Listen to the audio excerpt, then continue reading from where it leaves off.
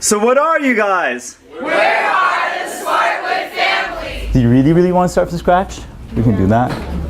Yeah? Are you comfortable with vectors, or do you want to start from scratch with vectors? Just a quick review would be good. 5 seconds? Okay, we could do a 5-second recap of vectors, and then we can pick up the pace. But the problems, of course, will become a lot harder, but they always start off pretty mellow.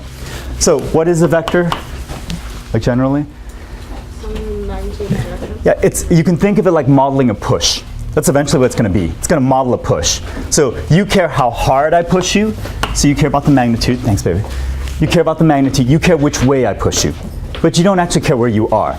So if I were to push you over here, you would care how hard and what direction. If I pushed you back at the edge of the room, you'd still feel offended. It'd be the same. So as far as we're concerned, if you have the same magnitude, same direction, you are the same vector. These guys are the same. Okay, super easy. Just going super mellow like this. In case, just very quickly for background, so what can you do with vectors? You can definitely add them. Okay? So someone help me out. Do you remember? How do you add vectors? The end of the other. Sure. So it's just like, imagine a push. First I push you this way, then I push you along y. So first you walk along one, then along the other. The vector is always from where you start to where you end up.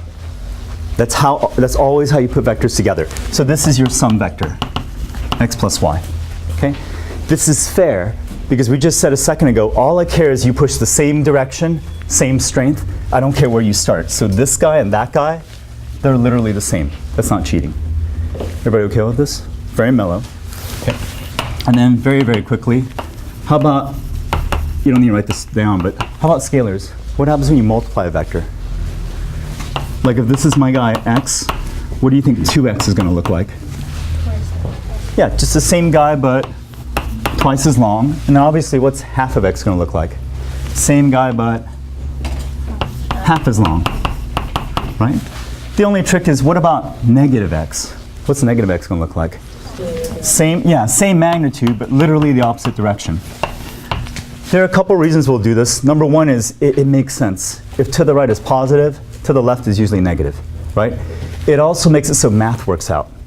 Because if you did regular math, you would expect x plus negative x should be 0.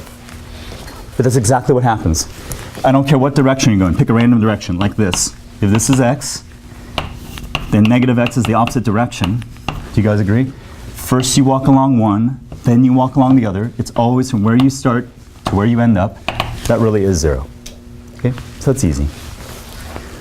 I'm doing this kind of quickly, but I'm assuming everybody's comfortable with this. So are we okay with this? Okay, so that's it. As far as we're concerned for this class, as long as you get these ideas, you're totally fine. Of course, when we work with problems, you can't draw arrows all day. That's kind of a pain in the butt. So we need components. It's just because of this. Your brain doesn't work as well in 2 dimensions with formulas. It's much better in 1 dimension. So then the idea is, how do you add this guy? We just did this. First you walk along one, then you walk along the other. I'll kill him. This is supposed to be our sum. I know it's cheesy, but just for the very beginning, let's just think this through so we believe it. It's hard to do it 2-dimensionally. It's very easy to do it 1-dimensionally. So you're just thinking, how much did x bring you from left to right? Some amount. Do you guys agree? How much did y bring you from left to right? Some other amount. Everyone agree on this? So isn't it true that the total amount you've moved from left to right is just the sum of the first guy left to right plus the sum of the second guy left to right? Do you guys agree with that? So that's what we'll do. Anytime I give you a vector like this, 10 meters per second and an angle of theta, to add them, do hard problems, do whatever, you just chop it into pieces.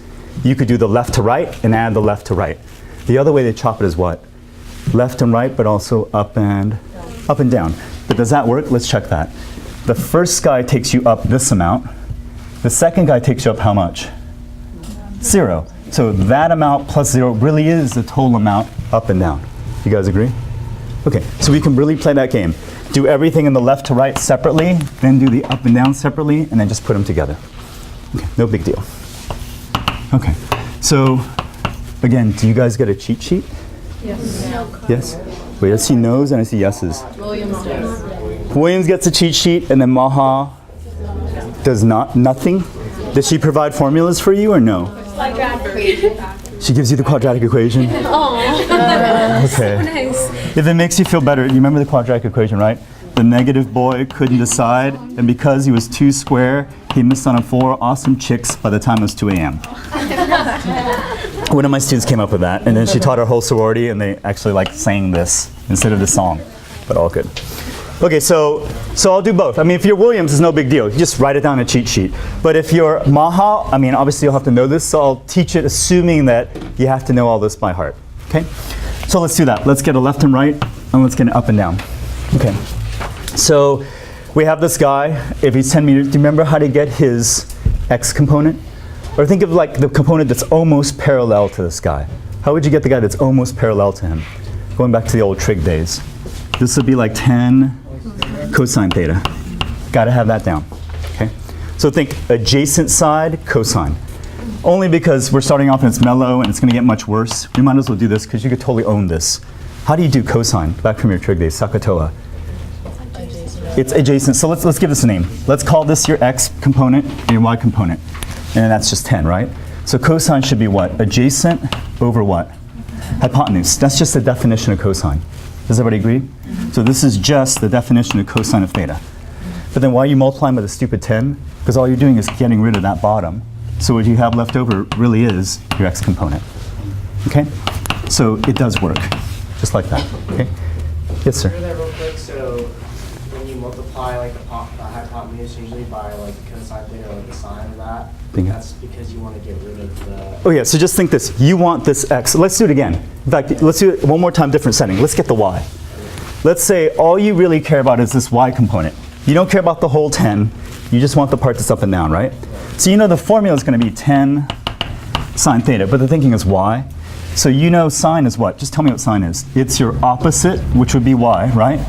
Over that stupid hypotenuse, right? That's not what you want. You don't want y over 10. You just want y, right?